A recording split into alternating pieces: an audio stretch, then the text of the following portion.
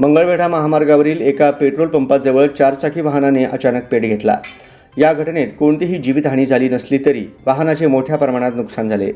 वाढत्या तापमानामुळे wiring short सर्किटमुळे वाहनाने पेट घेतल्याचे प्रत्यक्षदर्शीने प्रसार माध्यमांना सांगितले। ही कार आमदार उत्तम जानकर यांचे सुपुत्र जीवन यांची असल्याचे सांगण्यात येत आहे। दरम्यान मागील काही दिवसांपासून सोलापूरच्या तापमानात दिवसेंदिवस वाढ होत आहे। सोलापूरचे कमाल तापमान 44 अंशावर पोहोचले असून वाढत्या उन्हामुळे नागरिकांना मोठा त्रास सहन करावा लागत आहे। वाढत्या तापमानामुळे काही दिवसांपूर्वी अक्कलकोट व हैदराबाद महामार्गावर बस पेटली होती।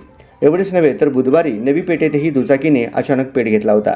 या घटना ताज्याच असताना शुक्रवारी दुपारी मंगळवेढा महामार्गावरील एका पेट्रोल पंपाजवळ स्कॉर्पिओने पेट घेतलाय। पेट्रोल पंपातून बाहेर पडणाऱ्या स्कॉर्पिओला आग लागल्यानंतर कारने क्रमांक MH12 VL 1020 पेट घेतला।